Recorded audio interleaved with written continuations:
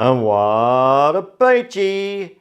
This is part 2 of a 2-part video on this Volkswagen Golf Mark 4 2001-2002 model year, and customer complaint, drivability problem, losing power when you're driving along, and we've proved in part 1 we have a problem with the turbo in this car.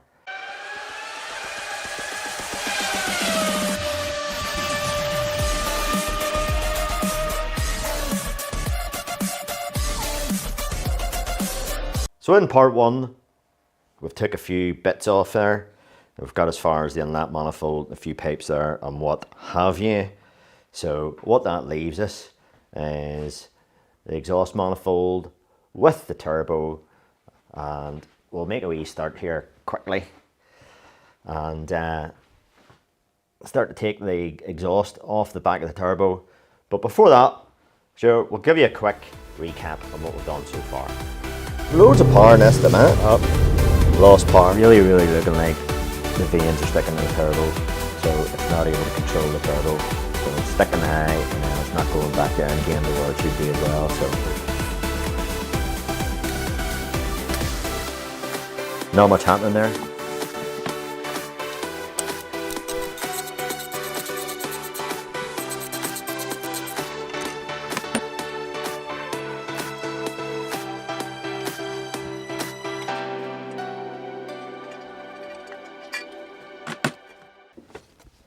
Let's see if I can get a bit of light on it.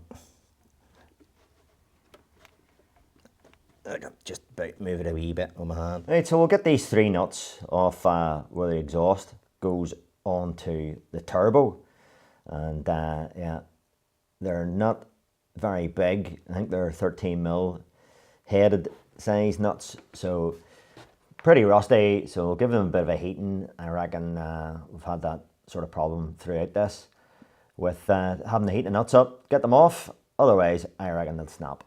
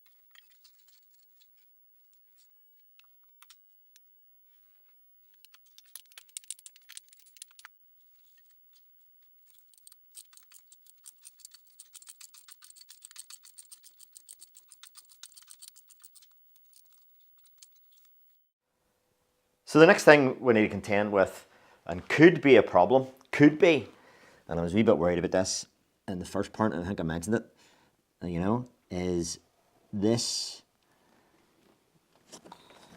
is the oil feed pipe that feeds the turbo, and these are known to be C-solid to the pipe. So that sort of fastener there, that nut, I think it's 17mm, sees to the pipe itself. Normally, if it was all corroded and all, that one there still has a sheathing on it, like a black coating. So it made me too bad. So what I've already done is I've blown the muck out of there, and there's a wee bit of penetrating fluid sitting down in there. Plan B is with one of these coils, then, is to get that over it. That'll fit over that banjo head, you know, and slide that up and right round, you know, and right round and over onto the 17mm nut, and give it a good old cooking, because where am I? Where are you? Oh, they are in there. So bring that over like that, and then down, you know, and give that a good old heating, because they can be problematic. So, well, we'll try it and see if it's going to play, you know. Might be all right, because it's not that corroded. It's not too bad, you know. It's actually it's not in bad nick, this, you know. See, for a 20-odd-year-old car, like, there's our studs there. If you can make that out, you know, I reckon they'll all come off dead on, you know. Right, we're going to see if this oil feed line here to the turbo is going to play ball with us. So, as I said before, it actually doesn't look too bad. These are normally pretty rusty and what have you, you know. And, well, you never know, but we'll have a plan B. Oh, look at that. God, it's like Christmas. The spanner's too big. But that got a crack for us. Right, let's see. Smaller spanner. Wee ratchet stubby there, you know.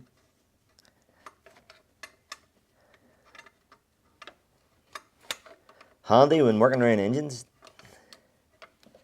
There's just at least the new.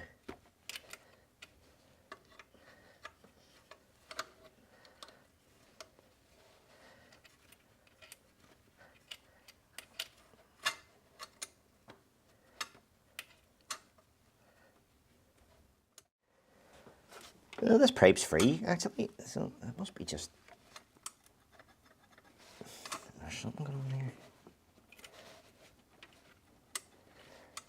It's just stuck in there.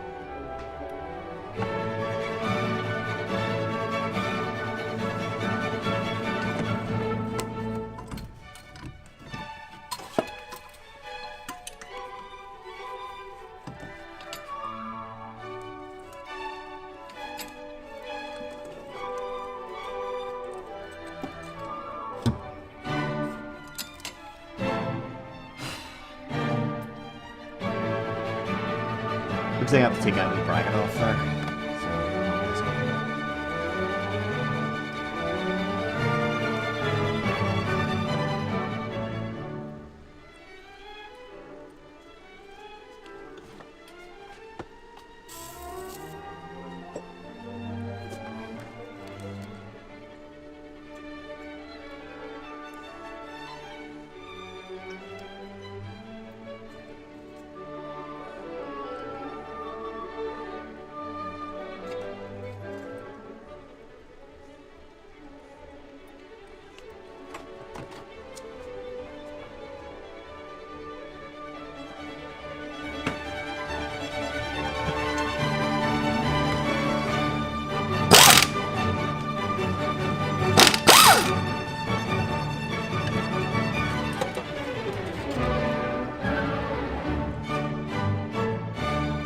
see, you're gonna come out now.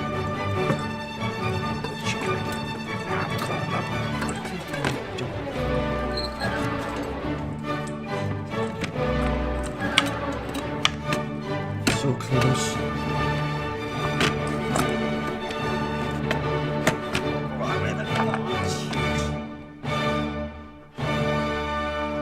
Well, here's our turbo out. Put up a wee bit of a fight, but it wasn't too bad, you know. For the age of the car, it wasn't too bad. But the problem is this.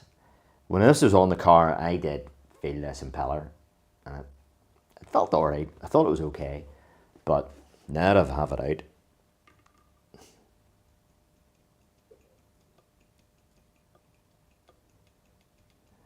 there's a bit of movement there. So I'll let you hear that with a microphone, as well as see it.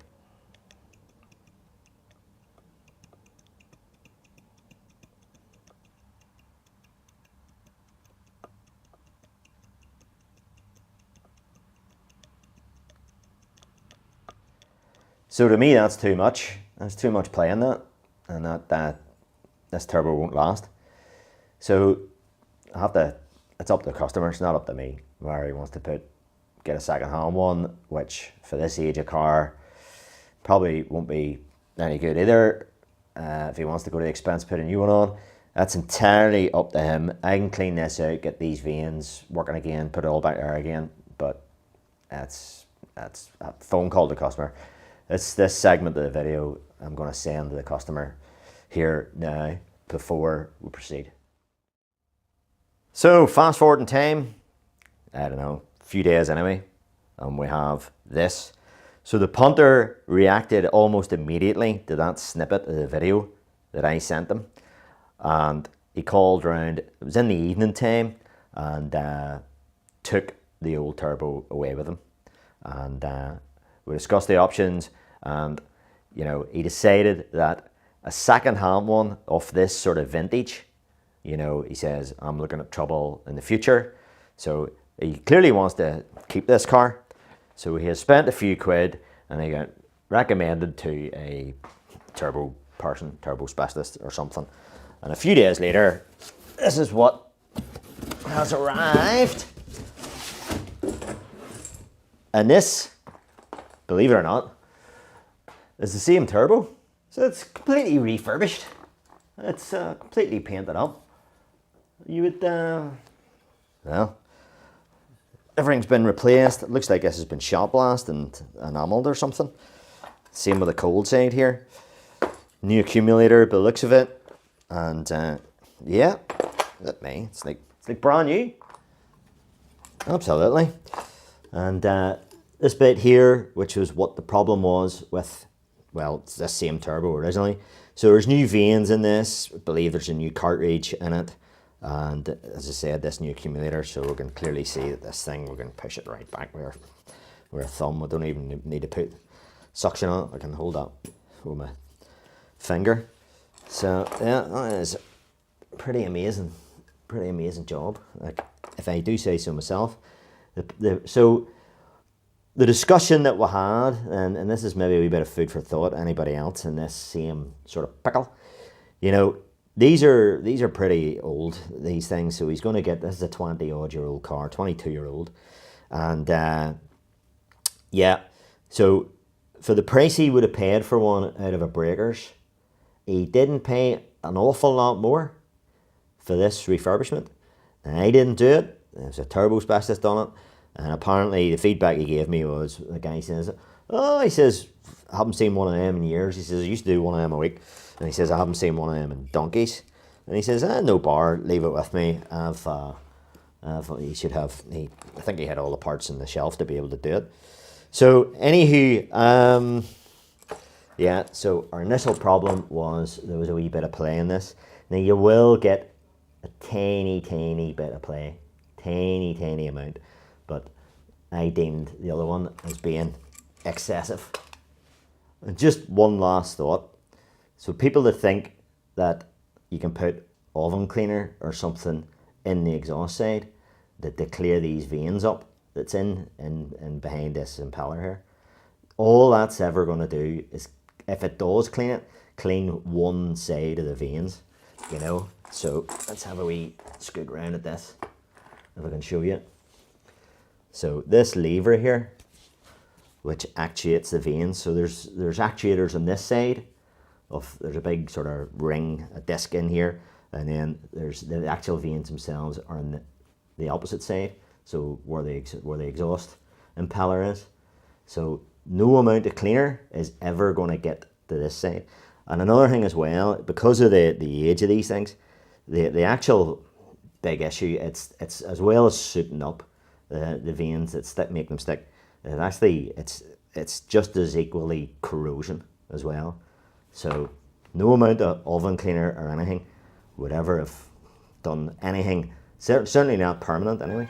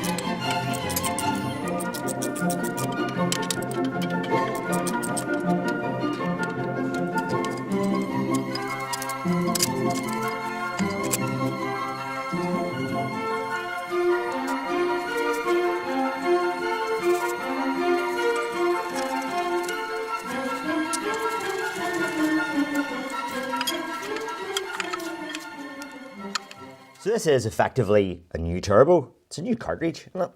So this is our oil feed pipe that we cleaned out, we blew out, and it's refitted. I'm happy with it. And we need to kind of prime this a wee bit. So I would imagine that the guy that built this turbo has probably put a wee taste of oil in it. I would assume, but anyway, you know what assume means? But anyway, we will get a wee taste on.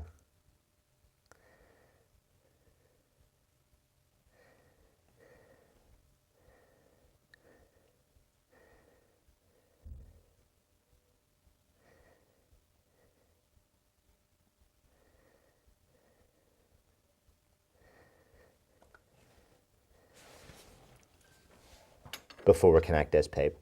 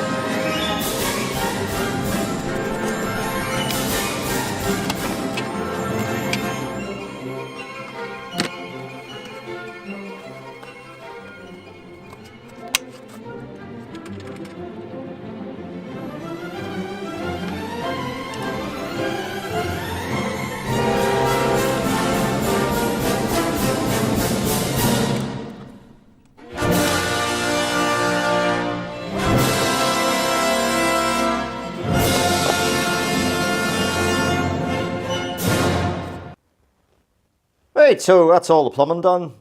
All the paperwork's connected. Now, put new engine oil in and a new oil filter. So I want this, what is a new turbo, to get oil into it before we start this up. So I want it disable. I don't want this car to start. Now, it probably won't start anyway, because if you're really cute, you maybe notice that this tandem pump is now all cleaned up, because I had that tandem pump off because it was letting a lot of oil come out, so there was quite a bit of a mess of engine oil all down here and around the back and around the front. So the fuel lines have been off, but I don't want this car to start here, because I want the oil pressure to build up first. So the easiest way to do that is just take that connector out and disable the injectors.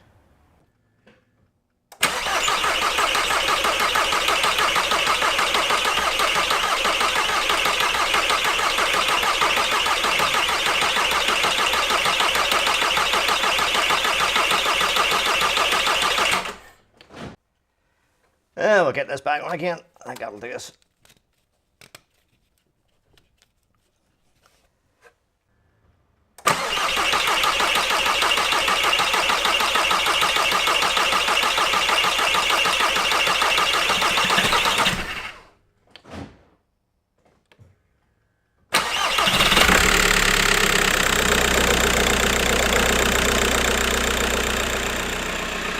Sure, we'll just let that run a minute or two, and then we'll take her out for a run and see what happens. So here we are. Yeah. So nice smooth power delivery. You can feel that the torque is, it's just constant. We're going up a hill here. I'll have to back off. But the graph, so what we're looking for in a graph basically is symmetry. So as long as sort of one follows the other one. It was a wee bit foggy and misty today, this afternoon. So, but I'll take her out. Damn needle, look at that.